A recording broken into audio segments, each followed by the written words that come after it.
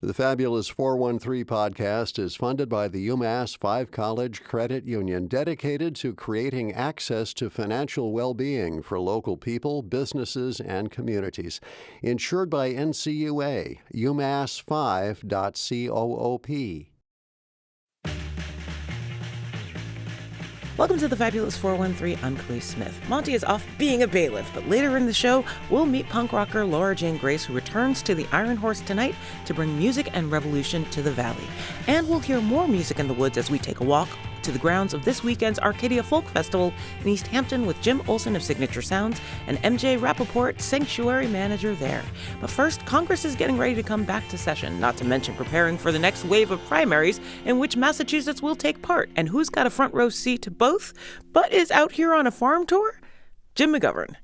Time for our weekly conversation with U.S. Congressman from the 2nd Congressional District of Massachusetts, the ranking member of the Rules Committee, Congressman Jim McGovern, who yesterday kicked off your 16th annual farm tour. Yesterday you were in the 413 part of the district. Today you'll be more in the Leominster area, although you're going to be wrapping it up at the brewery at 4 Star Farms in Northfield, which is one of my new favorite places. I think it'll be fun. But what did you learn on day one of the farm tour? You know, we do these farm tours. This is our 16th annual farm tour that I've been doing, but I learn a lot. I mean, I'm not a farmer, and our farmers work awfully hard. They're impacted by the tariffs. They're impacted by, rising prices. We need to be wind at their back, which means that we need to make a more concerted effort to buy locally. We need to support them. We need federal policy that understands that agriculture is not just about big corporate farms, but it's about small and medium-sized family farms. I mean, we began yesterday at Maple Line Dairy and Hadley. I mean, that's been in the family for generations, and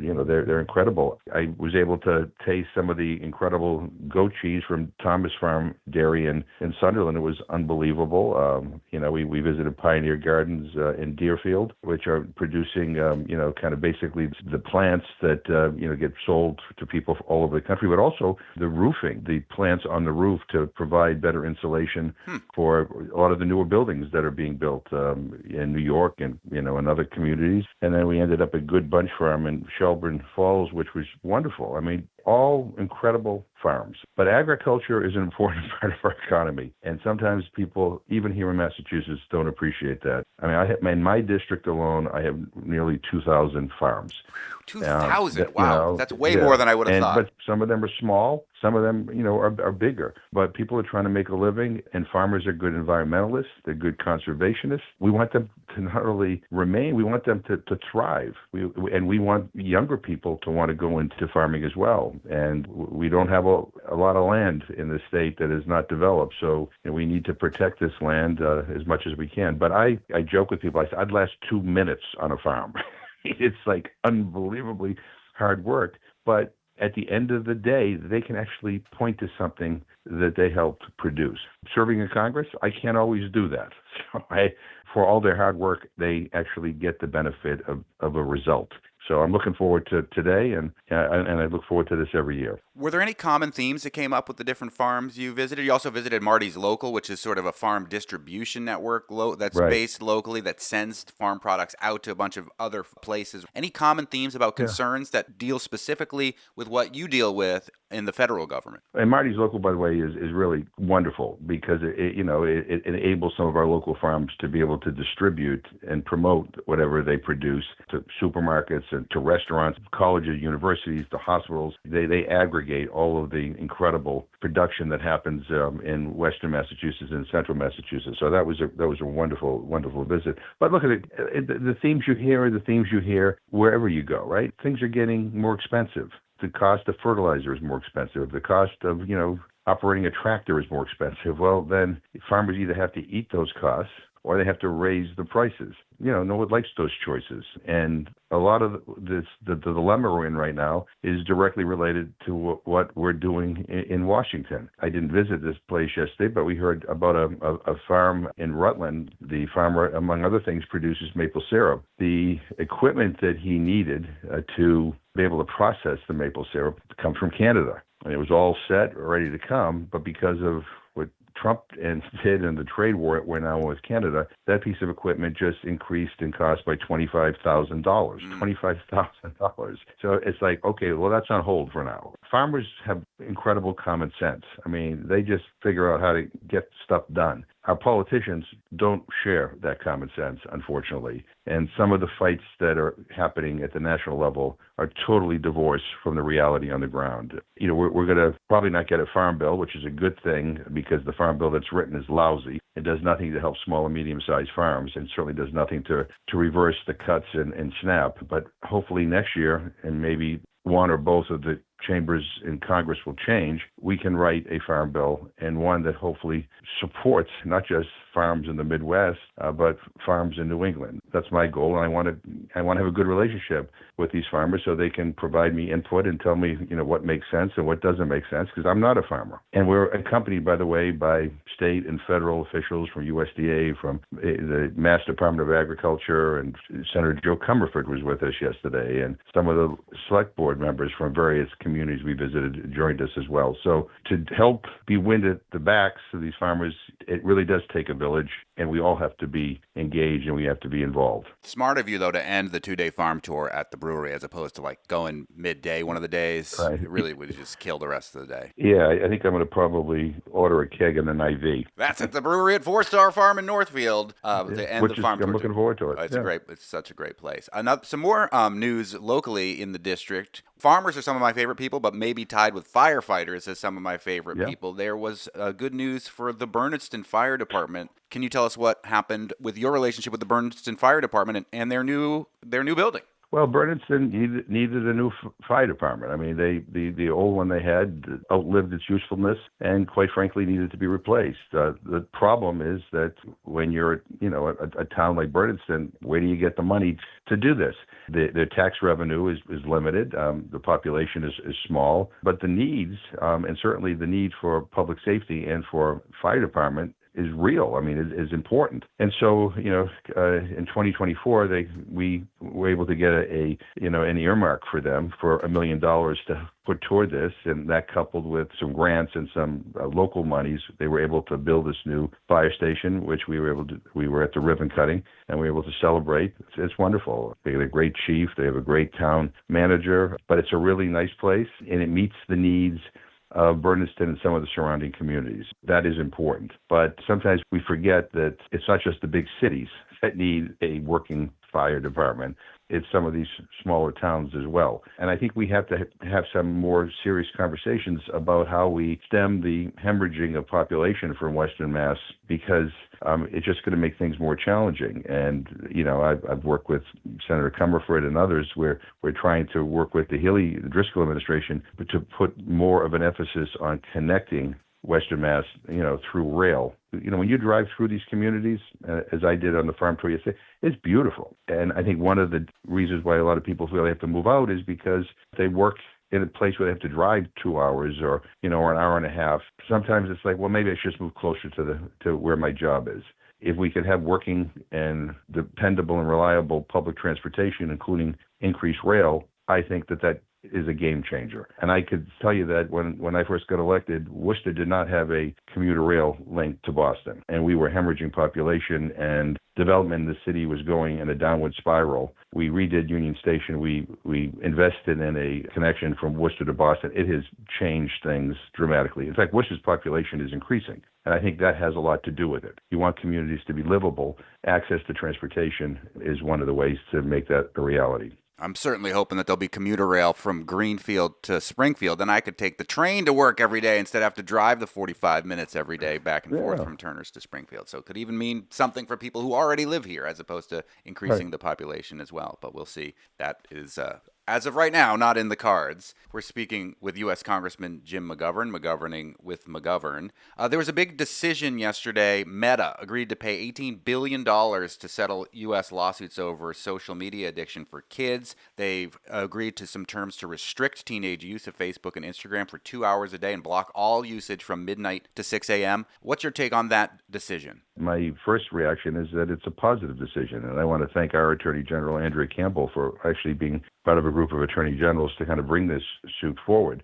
look, I mean, social media is much like cigarettes. I mean, it's addictive. It's And not as a lot fun, of our I'll young tell you. Cigarettes are way Yeah. more fun. Kids, cigarettes, Yeah. more fun than Facebook. Yeah, but there have been some really tragic results of these addictions to social media that we all have read about and know about. And look, we need to reel this in. We need to have some checks and balances here. But I think this is the kind of discussion we should have had earlier on. We're now having it after the fact. A lot of people's lives have been lost as a result of some of the stuff that have influenced them on social media. But anyway, I think it's a positive decision. Well, I know that many in the Congress and many citizens of the United States don't want to make the same mistake we made with social media with AI. And regulating AI is something that is coming down the pipeline for sure for the Congress. But who is best to do it? And the primaries in Massachusetts are this Tuesday, and there's been so much talk across the country about generational change. The candidate that you're supporting in the U.S. Senate race, Ed Markey, was criticized by his challenger, your colleague in the House of Representatives, Seth Moulton, for not knowing enough about AI, not knowing the difference between Siri and Claude. We had Seth Moulton on the show yesterday. We will have Ed Markey on the show tomorrow. Last pitch for the candidate that you're supporting, Ed Markey, before we head into the primaries on Tuesday? Well, first of all, I mean, Ed Markey has like a slew of bills dealing with AI that I would encourage people to look up. But look, for me, I have no doubt that Ed Markey is going to, be a leader on regulating AI in a way that we all want. But the other thing is that on issues of affordability, I think Ed Markey is going to be not only a leader, but a champion for it. I mean, he has been. He's been talking about Medicare for all. He's been talking about, the Green New Deal, trying to deal with the issue of climate change. And the other thing is, there is so much division and so much hate in this country. I just want somebody who is going to make it crystal clear, and there's no doubt, that everybody is welcome. We respect everybody in this country, that nobody should be diminished or should be treated as a second-class citizen or should be put into a corner. And I appreciate his consistency on civil rights, on human rights, on LGBTQI rights. Look, people are going to make up their decisions. I serve with Seth. Seth's a good man, but I think Ed has been an extraordinary leader. And in terms of who represents what I believe the most, it's Ed, and that's how I'm casting my vote, based on issues that are important to me, that I think matter to this country and to the world. There is a race that you can't vote in the 1st Congressional District, a primary on Tuesday between Jeremy Whalen, who joined us on the show last week, and Congressman Richie Neal, who has, as of yet, not appeared on the show after giving many, many opportunities, and many times his office very kindly at least said that they don't think they'll be able to make it happen, but we hope to make it happen still before Tuesday to talk with Congressman Neal. If you could vote in the 1st Congressional District, who would you be supporting in that race? Yeah, I'm not going there. Richie's a good friend of mine. I've gotten to know Jeremy on the campaign trail. I saw snippets of the debate yesterday. I normally do not get involved in primaries. I mean, the reason why I get involved in Markey's primary is because he asked me before he had a primary. So I trust the voters to do the right thing. They're both good people. And again, I mean, Richie's is going to be the next chairman of the Ways and Means Committee. If we win, Jeremy has some, great energy and ideas about bold new policies that we ought to be pursuing. And it's been a vigorous campaign, and I trust the voters of the 1st Congressional District to make that decision. I don't think anything I can say will influence anybody anyway. Speaking with U.S. Congressman Jim McGovern, we lost one of the greatest Americans this week in Dolly Parton, somebody who could have been a billionaire if she wanted to be, but used her vast resources to do things like fund a library for kids. She took that money and helped to fund the COVID vaccine. She funded Buffy the Vampire Slayer, the television show, secretly, which is an incredible and very important television show from the late 90s and early 2000s. But you got to see Dolly Parton in the 1980s. Tell us your thoughts and reflections on Dolly Parton. I saw her in 1985 at the Worcester Centrum, and I loved her then, and I love her to this day. I mean, I thought she was an incredible and talented entertainer and songwriter, and as you just mentioned, I mean, an incredible humanitarian.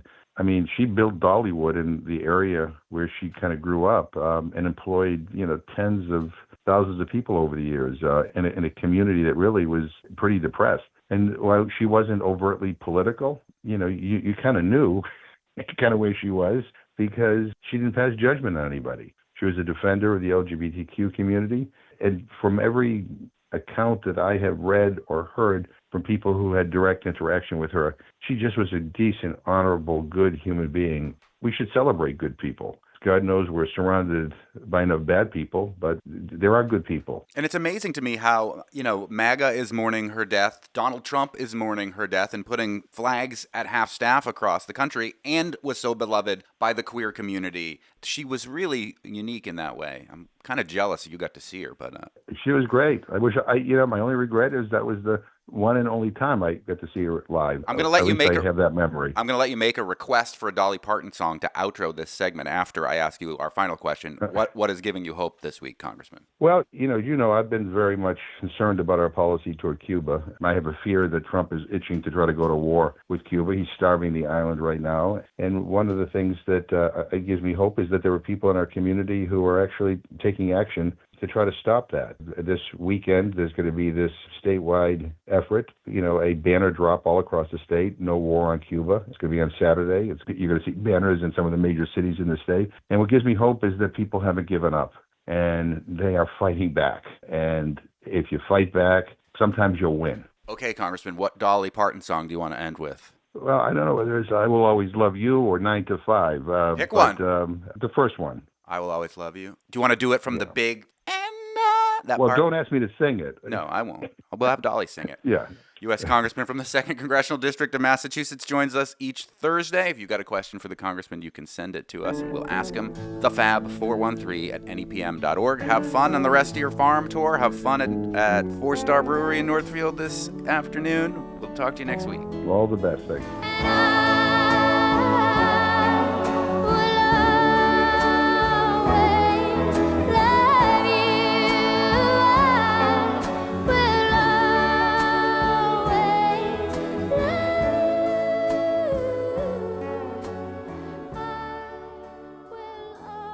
We had a chance to hang out with punk rocker Laura Jane Grace before her show at the Iron Horse tonight, but before that, a slightly softer music and a more idyllic location. Although, new Iron Horse, you're also pretty.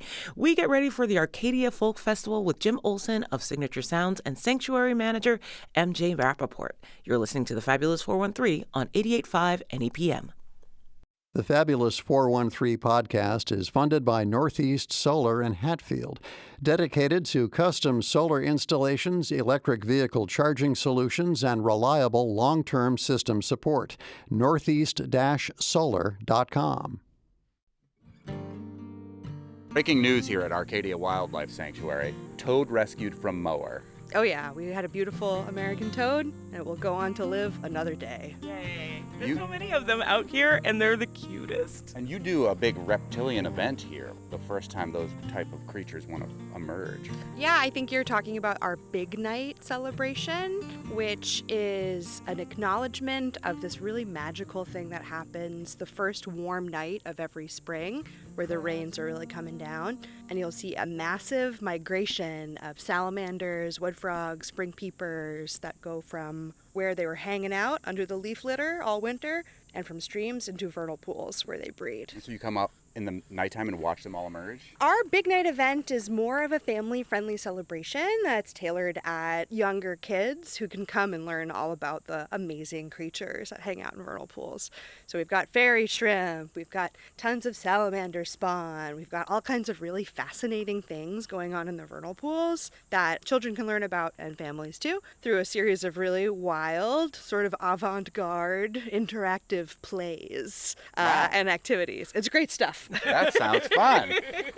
We are at the Arcadia Wildlife Sanctuary in Easthampton that is under the auspices of Mass Audubon Society with the new-ish director of Arcadia. I'm MJ Rappaport. I've been the sanctuary manager here at Arcadia since mid-September, so going on 1 year. And Saturday, August 29th, is the return of the Arcadia Folk Festival put on by our friends at Signature Sounds and Jim Olsen, who's joining us as well. Good morning, Monty, or afternoon. It's afternoon. Suspend your disbelief. It's an afternoon show. Right. Who's playing at Arcadia Folk Festival this year that you're excited about before we start to dig into the work that Arcadia and Mass Audubon do? Just about everybody. Yeah. As usual, we've got a wonderful collection of artists from throughout the U.S. This year, our headliner is Allison Russell. Allison played the very first Arcadia Folk Festival 8 years ago with her band Birds of Chicago, and since that, her career has blown up, hanging out with Brandy Carlisle and Hosier and all of that. So Allison's coming back to close the show, but we've also got the Milk Carton Kids, John Craigie, Fantastic Cat,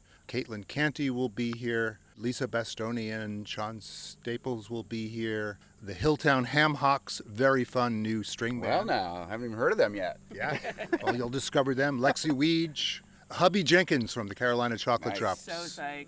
is bringing his trio in, so it'll be a great day of music.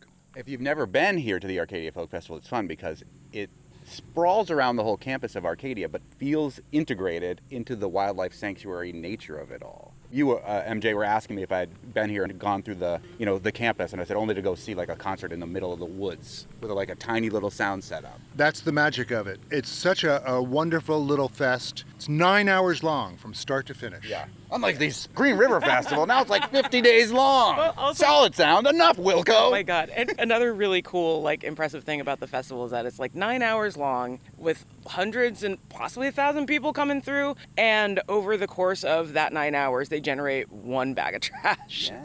Like, it's incredibly sustainable. It's run on really clean energy and everything done in a very sustainable, very environmentally conscious way. I brought my electric car to impress you, MJ.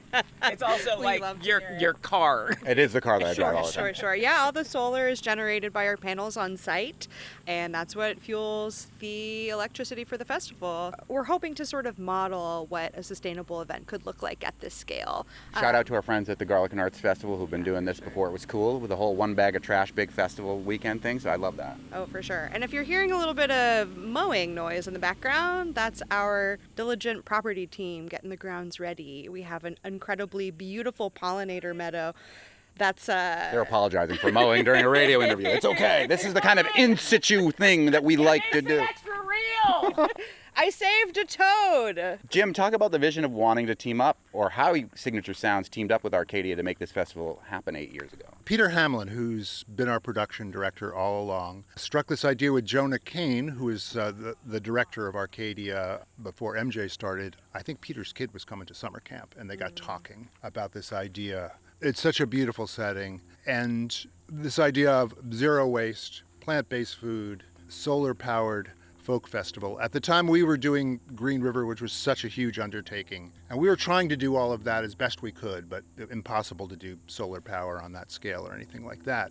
It really seemed to align to the mission, and Signature Sounds has worked with tons of singer-songwriters and string bands and folk music acts, so it seemed like this would be a wonderful showcase for some of our artists. And now it feels like Signature Sounds has like one really big thing happening in each half of the year, where in the beginning half of the year we've got Back Porch, and then in the later part of the year we've got Arcadia. Correct. Sometimes we get questions about what's the connection between a big music event and a wildlife sanctuary, right? Like sometimes that concept feels a little bit of at odds. Have you ever met all the time? Yeah, and have you ever met a rock star? They're a wildlife in and of themselves. Exactly. And also, nature is the place where we come to gain inspiration.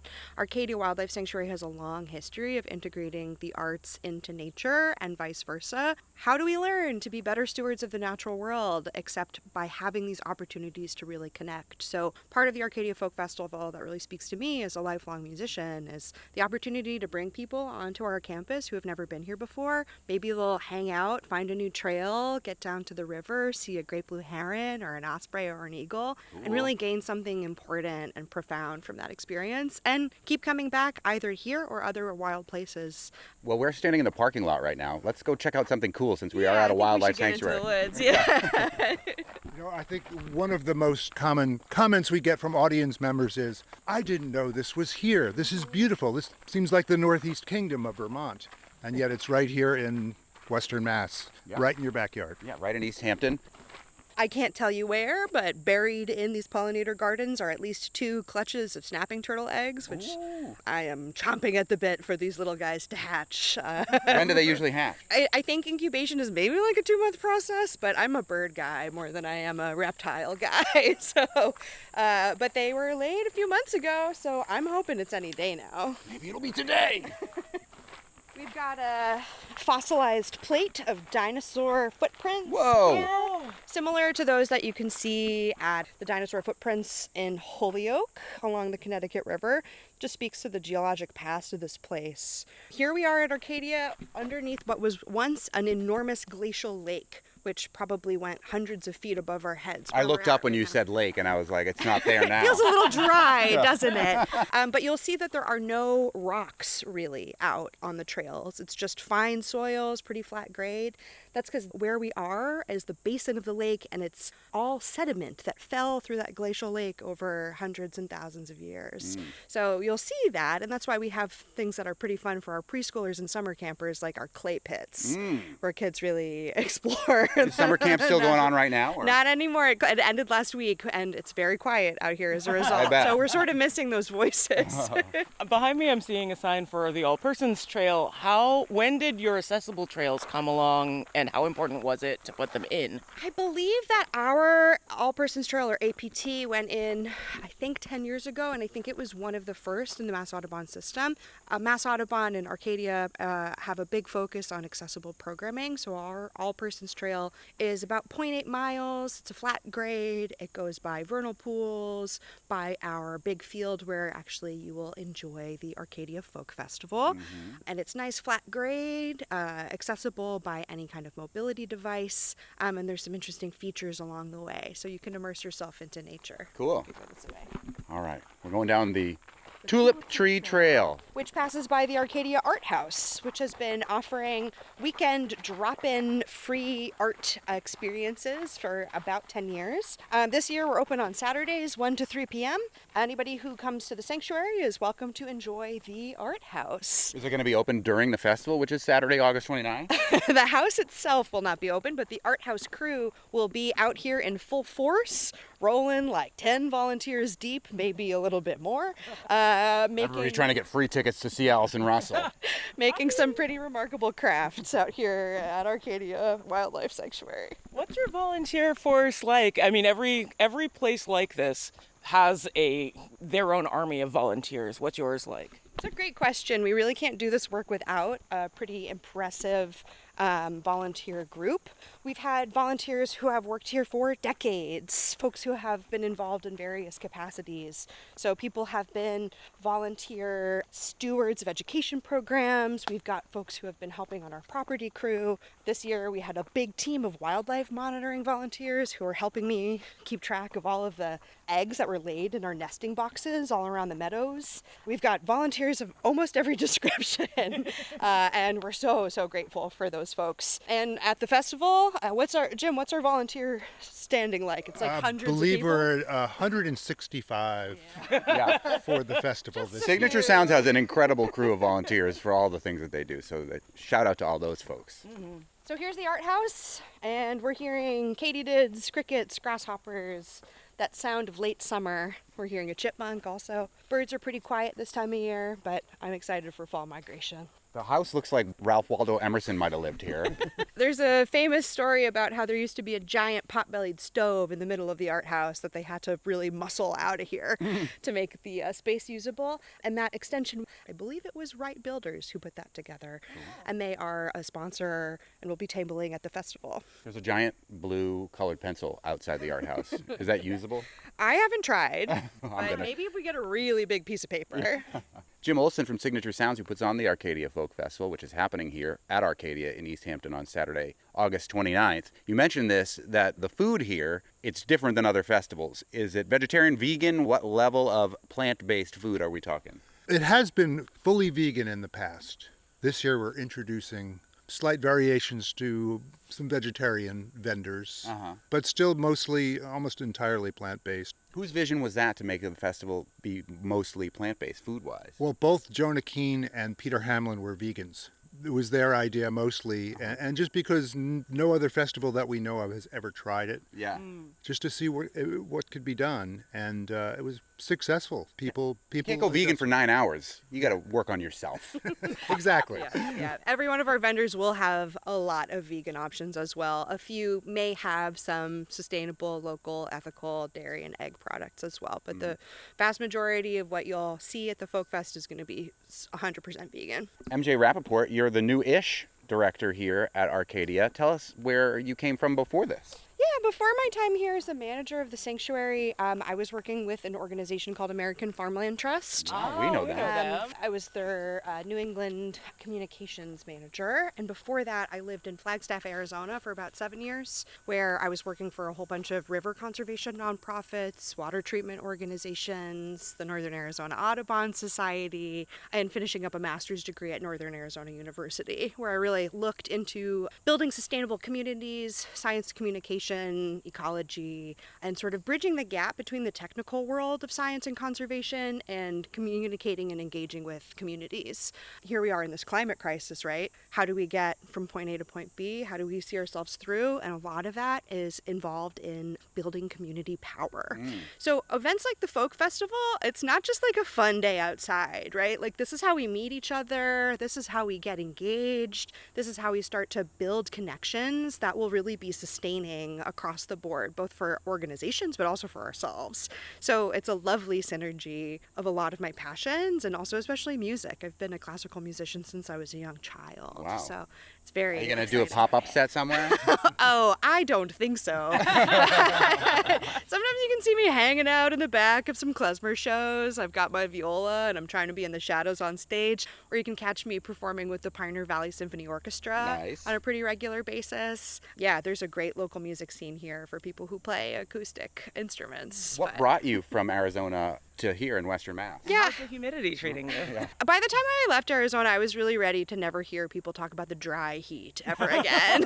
It's a real thing, though. It's a different type of heat. It's very, very real. Yeah. And I don't think people who haven't been in like the mountains in like the Rockies or like West really get, no, it's different. Yeah. I like it, actually. It's much more navigable. Sure. The heat may be dry, but still 7,000 feet elevation, over 300 days of sun a year, 80 to 100 degree weather. Sold. It's like nothing to, you can't shake a stick at it. Yeah, Like you're getting a little less oxygen while we're talking about all of these For things. sure, for So, sure. like, don't forget that part too. Yeah. So what brought you here? I have a really big network of family and community ties out in this area. I grew up east of Worcester, but have a lot of family members here in the valley, and also many lifetimes ago worked as a farmer and got my start farming here in the valley. So I've always loved this area and was looking for an excuse to get back here. And I've settled in the Northampton area, and I'm just like completely thrilled about it. That's great. What else are we going to show us? So we can check out a couple things. I put us here at an intersection because we have a choice. We can go check out this open grassland, which is also a field that's farmed by our friends at Mountain View Farm, with a big pollinator garden that Justin Covino, one of our property managers, who is so rudely making mowing noise. I'm kidding. He was getting our grounds ready. They do incredible work. Justin manages this awesome pollinator project. And then if we go this way, we will get to a nice view of Holpert's Pond, which is a part of the Mill River that drains into the oxbow of the Connecticut River. Well, listener at home, you get to choose which direction we're going to go. With 2 trails to choose from. It's like a choose-your-own-adventure novel. This is just where I bring birding groups. I lead some birding groups from time to time. Has David Sibley ever come here? I believe that he will sometime soon. Maybe we can make that happen. He's our new bestie. Oh, really? Yeah. Well, you should put us in touch. We would have a lot to talk about. Jim Olsen from Signature Sounds and Arcadia Folk Festival, you get to choose which path we go.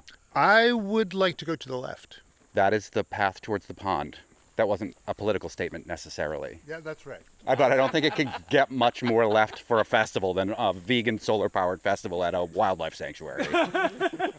Kid Rock was playing down the other path, so we decided not to go that way. Sad to say, I've never been out here.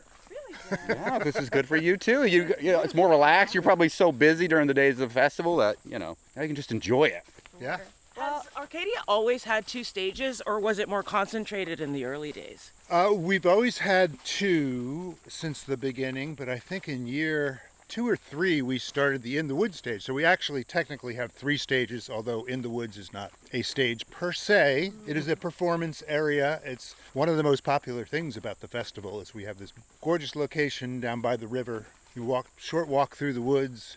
There's a little bit of seating and just kind of magic happens there. The music is amplified extremely lightly, so you really feel like you're seeing something unique. The performers love it. They're always skeptical, like, what do you mean I'm going to play in the woods? And then they actually get there and they realize how magical it is. And a lot of times that stage is more pop-up, right? Like you don't necessarily know who's going to be there when. It's not as scheduled. Or... We do tend to have surprises there. So we're hearing gray catbirds, black-capped chickadees, tufted titmice, northern cardinals, blue jays. You do need to meet Sibley. With that, my Merlin app. Yeah, I have the Merlin app too. Got it, Jim. The Merlin app is good, but you are like the living Merlin. That catbird is just wailing. That's what they do. They're one of my favorite birds for a reason. And so here we That's are a big web. in the music of nature. Yes. So we're at a stream here. What is this part of? What? So this is the Mill River. It's got its tributaries up in the hill towns, and it passes all the way through this area, draining into the oxbow of the Connecticut River, which drains into the Connecticut. This is a place that people call Halbert's Pond. It's not technically a pond, but it is a nice open area where sometimes folks come to kayak. This year, we've got a lot of volunteers coming out the second Saturday of every month to pull a whole bunch of water chestnut, which is an invasive plant. Oh, yeah. So they go out with their boats, they come back piled high. You can cook, with plants. and you can cook with them too, right? The water chestnut. I mean, I know there's some that you can cook with. There are some, but not all of them. But just I'm like, is this the one that is eatable, or is it one of the ones that's not? Oh, you'll have to talk to Justin about that one. Okay. I used to watch Yan Can Cook. Remember him? Yep. And he did water chestnut in like every recipe. Fresh water chestnut. I want you to see the fresh water chestnut. I never not think of It's really Yan Can good Cook. for texture. It has essentially the same texture as jicama. Well, maybe we can pull it out of the watershed and have a nice snack instead. Can you swim here? Some do. It's pretty shallow along this path, and the water's a little murky, but the Mill River is lovely for swimming a bit further up. Mm-hmm. Downstream of like Smith College and the dog park, I wouldn't totally recommend it, Yeah. but it's great for boating. Yeah. And you can swim in the oxbow. Again, use your discretion. Yeah, it can be dangerous, but it can also be great. In like an RFK sort of way. No, that's the other path that we didn't take. Right. The other path.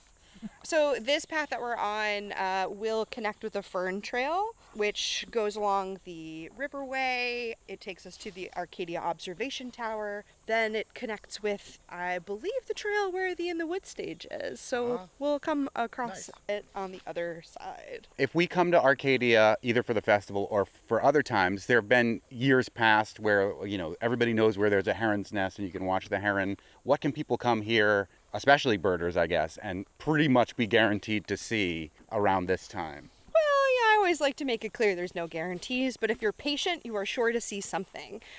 We've got nesting bald eagles in the area. Out in the meadows, we had great success with American kestrels nesting. Kestrels are a little species of falcon, and we had, I think, about 20 chicks that were hatched out of Arcadia. Wow. That we were able to put bans on with the help of our colleagues at Kestrel Land Trust.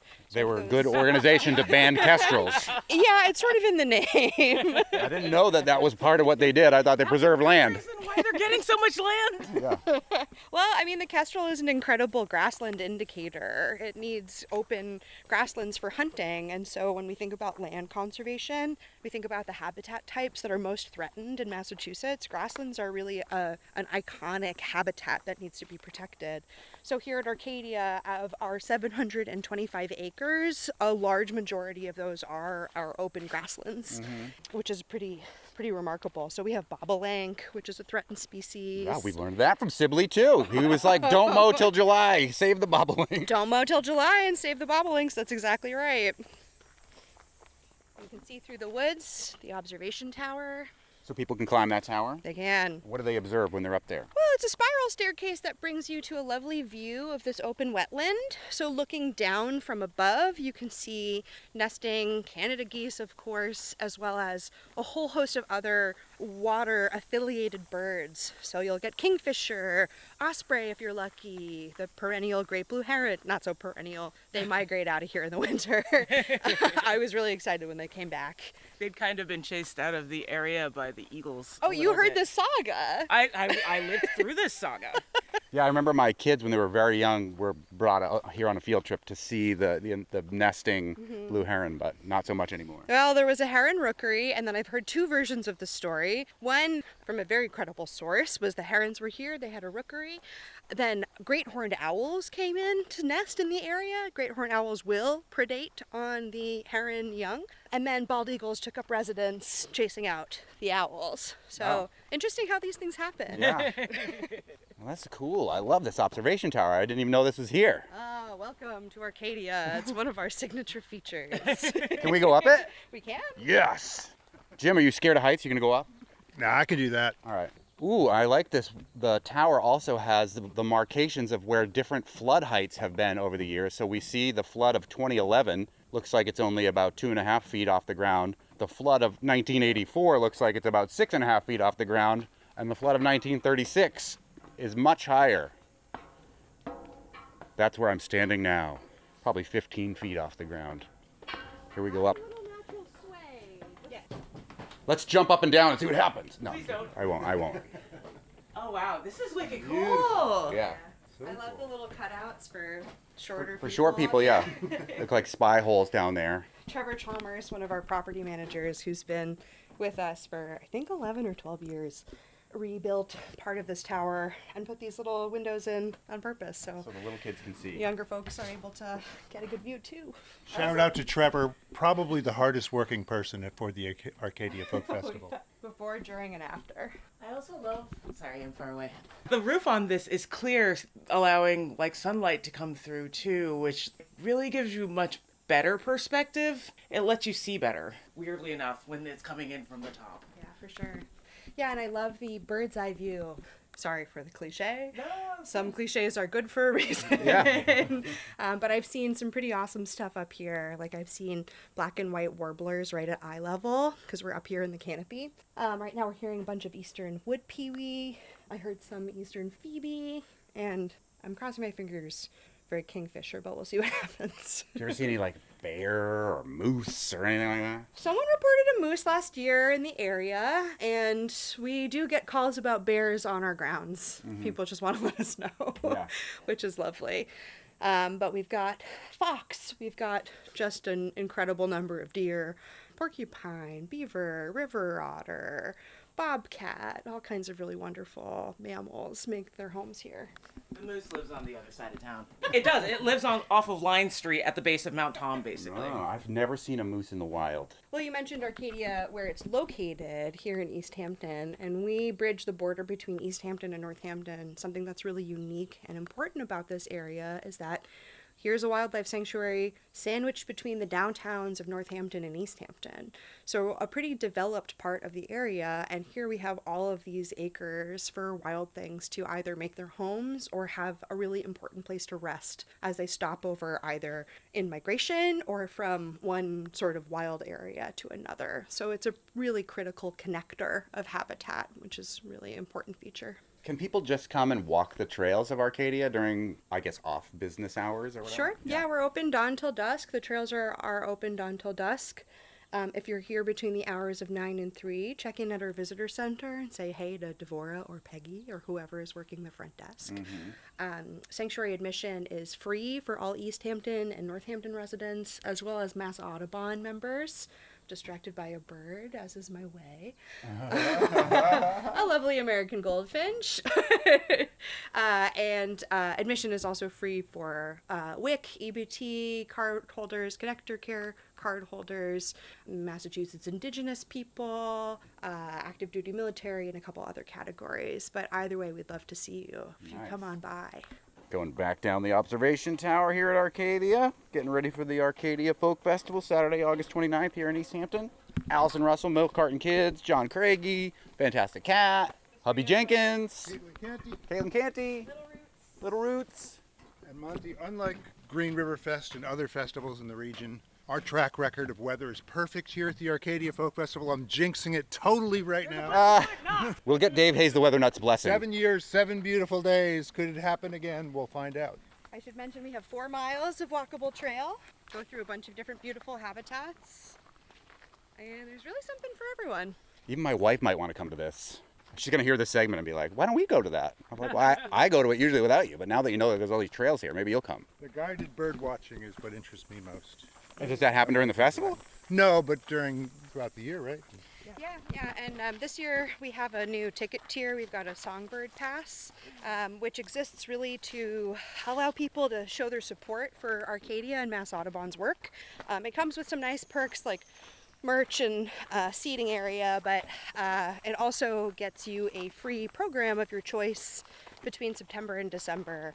And any of those adult education programs could look like winter trees of Arcadia, guided fall bird walks for migration, other interesting programs. If you're interested in supporting our work, you want to come to the festival, check out our Songbird Pass. It's on the Mass Audubon website. What birds are you excited to see as summer winds down and fall steadily approaches? So there's this awesome thing that birders refer to as weird duck season. And weird duck season is coming soon. Nice. So we'll see some of my favorites like bufflehead, hooded mergansers. We'll get ringneck ducks. You could get other weird stuff like green-winged teals coming through. And at Arcadia, there's really no better place to watch them with our waterways. Nice to have an excuse to take a little walk. I know, right? This is all of our job somehow. We're noticing some really fabulous fungi popping up this time of year. Yeah. There's some really cool things to look at all along the trail. Late season wildflowers, a ton of pollinators, lots of butterflies and bees, and we've got hummingbirds all around as well. It's a pretty fantastic time of year to come check out the sanctuary.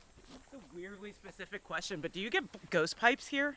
Yeah, I've seen them for sure. Yeah.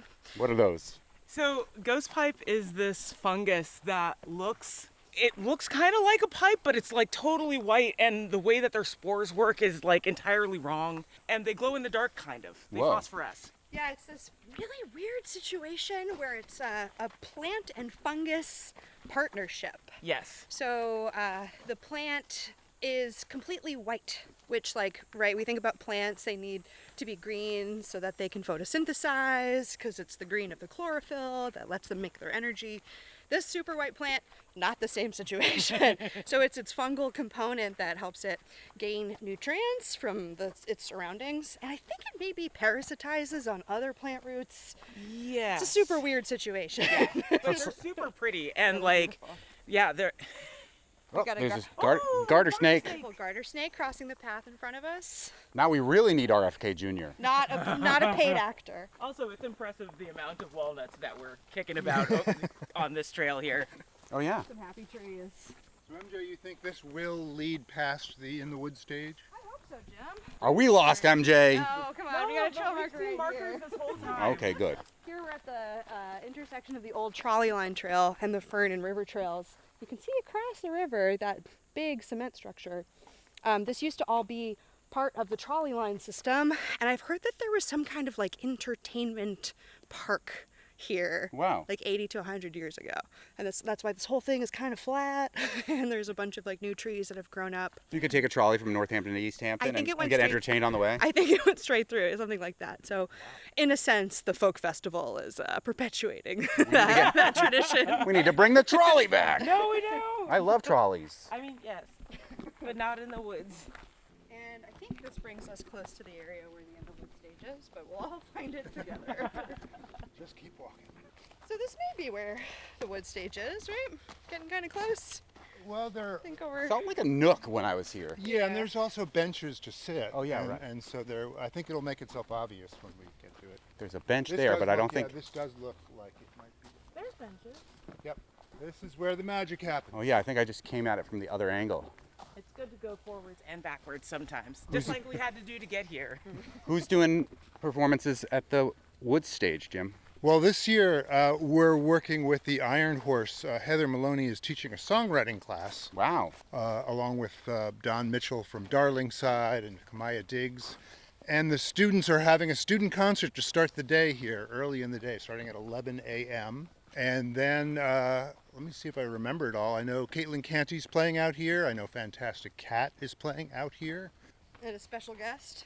A special guest. You never know. So this is one of the loops that I recommend to our visitors. What's everybody's rating? I love it. It's perfect. It's not too onerous. There's lots of stops. See, the thing I hate about hiking is if it's just trees, I get wicked bored. But if it's like, here's trees, but then also there's a little river, and then there's an observation tower, and then there's an outdoor stage, and then there's vegan food, and then there's a whole music festival, I can be much more easily convinced to go for a walk in the woods. Monty, no one can arrange this for you every time you go to the woods. But they can do it this Saturday, August 29th, Arcadia Folk Festival, here at Arcadia in Easthampton. The Arcadia Folk Festival is officially sold out, but keep an eye on waitlists and the Signature Sound social media for folks who might be getting rid of their tickets for whatever reason. There's always a few. Now we head to the Iron Horse to meet a punk icon and hear about the current era of Laura Jane Grace. You're listening to the Fabulous 413 on 88.5 NEPM. We're in the green room of the Iron Horse in Northampton, where last night our guests sold out the Iron Horse, and where there are a smattering of tickets left for tonight. Laura Jane Grace, it's an honor to be here with you. I've been a fan for a long time. Same. I think that you have a singularly unique voice in a bunch of different ways, in the sense that your voice sounds incredible. Thank you. The way your voice sounds. But your message is also crystal clear on so many issues in a way that sometimes what could be considered protest music or punk rock music isn't great songwriting, but yours is. And always has been with your solo stuff and with Against Me. So it's an honor to be here. Khalees usually fans out first, but I took the lead in the fanning out this time. I'm trying really hard to control myself. Thank you very much. Talk about the solo trajectory, because you started basically in the pandemic, which was a catalyst for a lot of musicians, I feel like, looking back at it 6 years later. Talk about the shift in songwriting to really focus on yourself as opposed to a musical group. Right on. Well, 2 days ago, played in Portland, Maine, and the last Against Me show we played was in Portland, Maine at Port City Music Hall, and it was the last show at Port City Music Hall ever. And, we were 3 shows into a tour, and it was a month-and-a-half long tour, and that was when the pandemic hit, and it was okay, well, I guess we all have to go home. Right before that, we had been in and out of the studio, and I had probably written 40, 50 songs or something like that. And we weren't really vibing as a band on the songs, but I had spent all this time writing the songs. So, it was probably 7 months into the pandemic and into isolation that I was just absolutely losing my mind. And it was clear that, okay, Against Me's not done, but it'd be weird to take all this time off and then come back to these songs that we weren't vibing on. So I gave Steve Albini a call and went into the studio with him and recorded the Stay Alive record. But I don't really take a different approach to it, at the core, because I've always thought that at its base level, the song has to be able to stand just a voice and an acoustic guitar. And then whatever happens after it kind of makes it an Against Me song or whatever. If you look at the different records, they're just really reflective of whatever different time period of life they were written in. Your shows here tonight are because of a recent transplant to the area. Our new friend Toby, who runs a record label based in Chicago called Red Scare Records, he reached out to us and said, I really like your show, and I'm throwing myself a 50th birthday party, and I'm bringing my friends, who happen to be you. And so we were oh my God, we want to check this out. Talk about your relationship to Toby and Red Scare Records. Yeah, I can say that I would not have a career without Toby, really. Toby was the reason that we got signed to Fat Records. He was, first contact with the label. He reached out asking if Against Me wanted to be a part of Fat Records singles series they were doing at the time. And I was we're not really interested in doing a single, but if you want to do the next record, we'd consider that. So he talked to Fat Mike, and then I talked to Fat Mike a week or two later, and then we had a record deal with Fat Records. Mm-hmm. And so Fat didn't have A&R people in a traditional sense or anything, but Toby kind of was that for us, and we were just kind of instant friends, and so have been friends with Toby since I was 21 years old. Now Toby is turning 50. And his wife is a doctor at Bay State. That's what brought him away from the Chicago scene here into our illustrious 413. Khalees and I both used to be music DJs at a radio station 2 blocks from the Iron Horse here, and there were so many Against Me songs that fit whatever political climate I wanted to typify on the radio musically. And to quote your own lyrics back to you, baby, you're an anarchist and I'm a spineless liberal. But I want to know what your take is on the current political climate, and or do you still identify as an anarchist in your political ideology? I do still identify as an anarchist. I'm definitely not a teenager anymore. Yeah. You know? I used to write the anarchy logo all the time on all my Trapper Keepers, but I never really understood what it meant, and I think I still don't really. What's more funny is that I think when I wrote Baby I'm an Anarchist, and I wrote it with two friends of mine, but at that time, like, I don't think I actually knew what a liberal was. No, I think you did. The way you continue to hear the lyrics of that song, I think you know exactly what a liberal is. Maybe like inherently I knew, but if you had asked me to define a liberal at the time, I'd be like, I don't really know. And it's kind of funny how at this point, you know, in today's political climate, how many times I've been accused of being a liberal now, and I'm like, no, what are you talking about, you know? But you know, you mentioned when the interview started off, like my voice and lyrics and stuff like that, and like those things have definitely gotten harder over the years. Like, you know, screaming or whatever as you get older. I'm 45 now. Like, I'm not a classically trained vocalist by any means or whatever, and I had to kind of learn how to do that and sustain that, and it gets harder as you get older. And then with lyrics, you know, when you're younger, it's really easy to take a really defined position or a stand on what you feel like politically, and then the older you get, you're kind of like, I don't know, like, who am I to say I got any answers to anything? But you say it with such authority that I believed it, and I want to believe it, and I still do believe it. It's just harder. It's harder to get to those hard opinions, you know? The other thing that your music has done for me personally, and I think to a greater audience when I would play it on the radio, is whenever trans issues would come up, the lens and the raw honesty that you sing about these issues with, And that you write about too. it built up an empathy in me that I think was there, but it bolstered that empathy. I actually was just telling the assistant sound person up there, who's a young trans person, I was like, do you realize who you're running sound for today? Like, this person is an icon in trans rights, and I think helping people understand what it's all about. Can you give me some of the feedback that you've gotten from people that aren't, you know, either aren't trans like me or are, about what your music has meant to them? Yeah, I mean, it's a really tough position to be in, coming out as trans really publicly, because you're kind of put into a space where, like, you're almost expected to have all the answers, but, like, just because you're trans doesn't mean you know what that means necessarily. In a, like, you don't know what transition is going to look like, you don't know where that's going to lead or anything. So it was a lot of pressure, and I've never put myself out there as like, I have all the answers and this is the right way to do it and this is what gender means or anything like that. So it's really been mutual, and like, if my music connects with somebody, like having that connection with somebody when I go someplace, it's helped me just as much as it's helped somebody else. And I've learned just as much from other people as they've learned from me if they have. And so I'm really thankful that it worked that way, because I didn't know if putting myself out there was going to like kill my career or ostracize me or like end friendships or whatever. And it gave me community, and to be able to have community wherever you go is magical. We're in the green room of the Iron Horse with Laura Jane Grace, who's playing at the Iron Horse tonight, the second of 2 shows. Yeah, I think people think that when someone comes forward that they are the example, instead of realizing that this is just one of the ways that it can be. Yeah. But I wanted to ask you a question about the intimacy of punk shows, because there's a certain vulnerability that we often talk about, especially with bands on DIY scenes. And in an age of internet parasocial relationships, there's intimacy in different areas, but like there's something that always intimates closeness whenever there are punk people on stage who really like feel it and really get it. So can you talk about like just presenting that intimacy and how it is a part of your work? Yeah, for sure. I mean, social media to some extent is smoke and mirrors, right? You know, and like the other night we played in Stroudsburg, and it was at a small bar, and there was no green room or anything. So after the set, I was just hanging out with everybody, and there was one person in particular who kept being like, "You're just a real person. You're just a real person." I was like, "Yeah, like, of course, you know." But you can't get that off social media. So like that direct human contact of just being right up close, especially shows where there's no stage and someone is literally like singing down your throat as you're singing the lyrics back to them, and you're like sweat is flying and, you know, bodies pressed together. Like, that's an incredible feeling, and it's not something that's present in all forms of rock music. Does your music feel like therapy to you personally?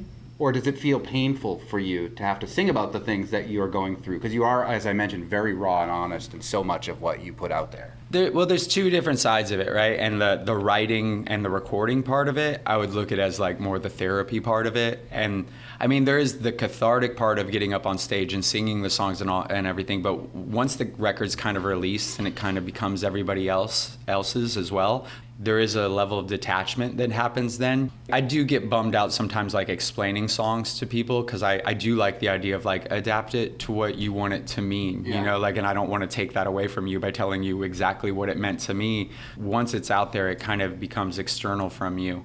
But for sure, I mean, like, I approach lyric writing as therapy, and I just let out whatever I'm feeling. You know? But then is it hard to go back to that after you've put it out there on paper or even on wax to then go perform it, to reapproach those thoughts and potential harms that you've experienced?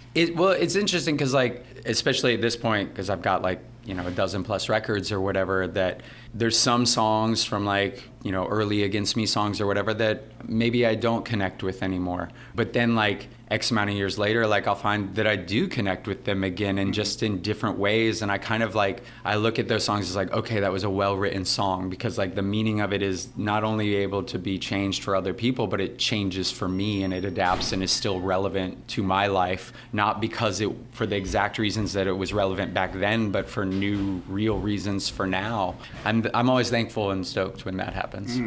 Do you still enjoy touring? I very much enjoy touring. I really like traveling. I mean, I grew up an Army brat, so like moved every like 3-4 years or whatever, and it was just kind of at a young age, like I had that bug in me, and I get really restless when I'm still for too long, and touring definitely fries your nervous system, and like you get used to operating with a daily goal, because the show is the goal, and good show or bad show, as long as you played it, you still accomplished the goal for the day, right? And you can sleep tight knowing that, and then you come off the road and you're like, what's my goal today? I remember reading an interview with Bono one time where he said he comes home from all these stadium shows and he's in his kitchen and he feels like he needs to get up on the table and like start performing for like the 4 people in his family. He just doesn't know what to do with himself anymore.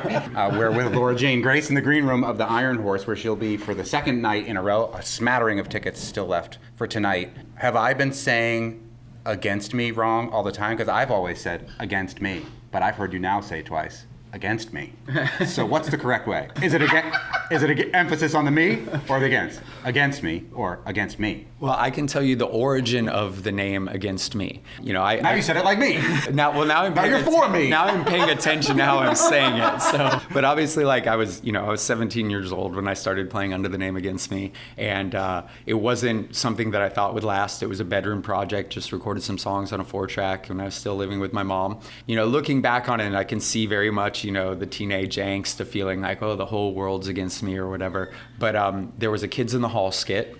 And in the Kids in the Hall skit, it was Kevin McDonald was, I think, the main character in the skit. And he like works in an office and someone stole his pen. He's sitting there at his desk looking at every one of his coworkers one by one, like, was it Cheryl? No, it wasn't Cheryl. And then at the end, he's like, wait a second. Everyone's on my list. They're all against me.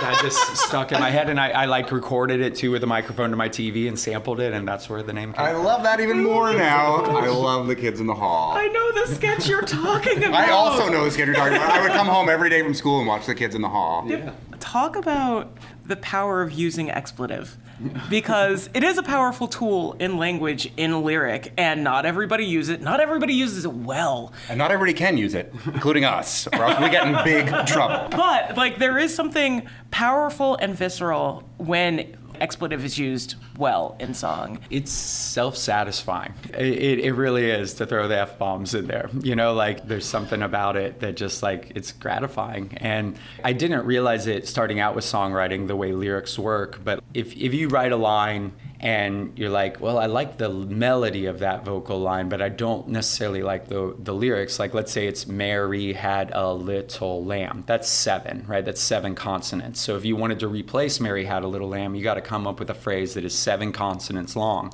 But say you Mary had a f***ing lamb. Exactly. So you can throw in an F-bomb, and then if you only had 6, then you drop the F-bomb in there, and you're like, good, I got it. Yeah. But your expletives never feel that way. They feel very pointed in like the best way. Right on. Like you're talking about how I'm not a f***ing cop. I mean, that seems very intentional. Yeah. And not just syllabic. Well, I'm not a a cop. You know, it's what I've realized about me. I'm not an authoritarian. Like in any area of my life, I don't have that bone in me, you know, but yeah, I don't know. It's almost a drag because I think like all of my most popular songs are like laden with F-bombs. Yeah. So, I had to be very careful of when I played them on the radio. Right, which has, I think, held us back from further radio success. So much to the chagrin of record labels out there. Yeah. Laura Jane Grace, we've been talking about your band Against Me, and how your last show was right before the pandemic, where you just played earlier this week in Portland, Maine. Will there be a future for Against Me? I think so, yeah. You know, we didn't have like a falling out or a fight or anything. It was, again, you know, we played at Port City Music Hall, woke up the next day, and it was clear that the tour can't continue, so we have to go home. At that point, I mean, we had been just going straight for like 25 years without any kind of break, and really learned the value of momentum. And especially, it gets weird when, like, as a band, when we started out, we all lived in the same city, but then by the end, we're all living all over the country, so it wasn't like we could just continue to get together to have daily practices or anything like that. And once we had that break during the pandemic, like everyone kind of started doing their own things. Like James started making guitar pedals and started his own guitar pedal company, and then started teching. And Adam, he started doing like session work in Nashville, and then he had a motorcycle accident and messed up his wrist and everything. And so there was a lot of healing with that. And then he got the Alkaline Trio gig and wanted to do that. But I mean, we all still talk, and we all still like are interested in playing. So it's not, you know, there was never any like, I hate you, never talk to me again moment or anything like that. It was just the weirdness of the pandemic. Yeah, we all experienced it, right? You know, and like there's those kind of intangibles that changed that you don't know how to necessarily explain.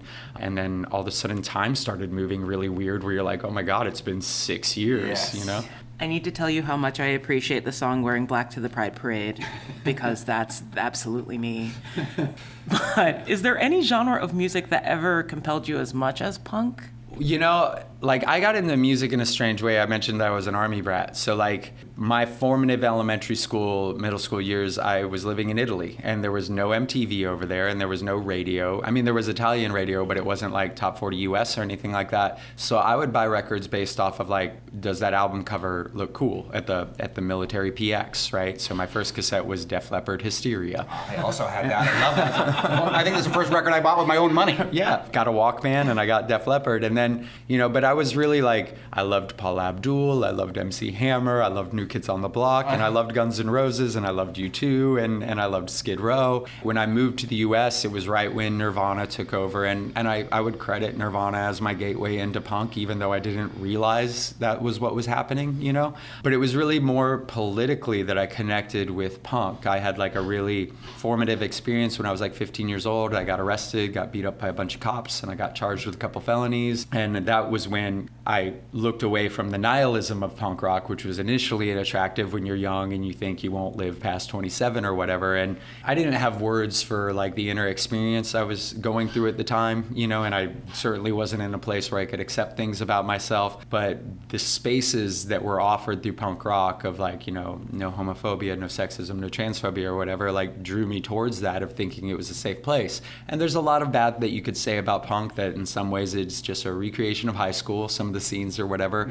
But like I always saw the best in it. It's not like you could nail down a specific, like, this is the sound of punk rock. It's more of the politics behind it and the spirit behind it that really attracted me to it. But you know, it's not like I only listen to punk. I listen, as long as there's intelligent lyrics and a good melody, like, I'm on board. I draw influences from everywhere. You have a hat that says Off-Broadway on it. So, I do. Yeah. That's a shout out to the venue in St. Louis. But maybe you like Broadway, too. I am also a fan of that. What's been the soundtrack of this tour in that case?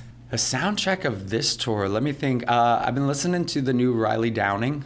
He plays in the Deslandes, and I love them. And then been listening to a lot of Dolly Parton past couple of days. So, you know, we're pretty like equal opportunity in the van when it comes to who's the DJ and what we're listening to. So lots of playlists, and they're kind of all over the place. Well, through the magic of radio, we're going to transport right now out of the green room upstairs into the Iron Horse, and we're going to get to hear a song from Laura Jane Grace, who will be performing here once again tonight. Should we do the Wayne's World thing?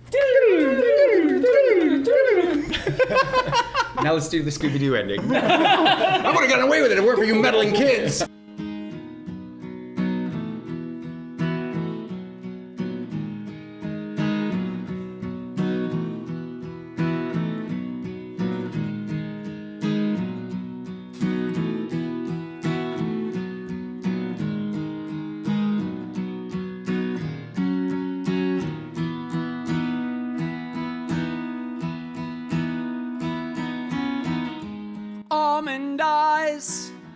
Gonna gouge them out. Are you scared? Just chew gently. If it's savory, well, I've lost my taste. Swallow and smile for you anyways. If there's money on the table, you can take it and leave. If there's a seat in the car, no one rides for free. I got gold, solid gold, come on and shine with me. Go on and take all you want, there's nothing here that I need.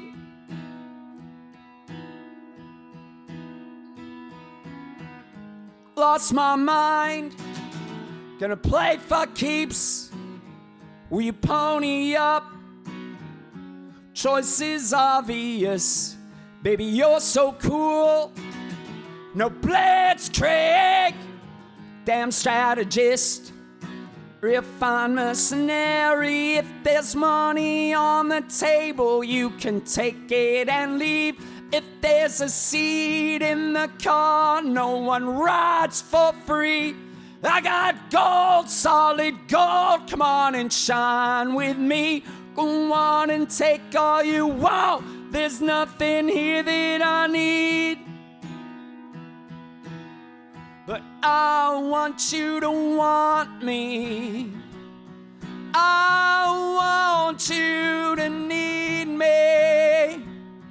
I want you to want me, to want me, to want me. I need you to need me.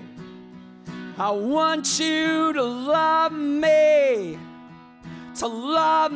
like I love you. Once again, I'll be here all night, folks. There's still a few tickets left for Laura Jane Grace's second show at the Iron Horse this evening, available both at the door and online. Find more information through ironhorse.org. On the next Fabulous 413, we continue to check in with as many primary candidates as possible by chatting with the senatorial incumbent, Ed Markey. Plus, we'll speak with comedian of many talents Jay Jordan before his set at Mass Mocha on August 29th, and go next door to Adams to check in with RuPaul's Drag Race Season 9 winner Sasha Velour, who brings their theatrical showpiece Travesty to the Adams Theater this weekend. For Monty Belmonte, I'm Khalees Smith. See you tomorrow on the Fabulous 413.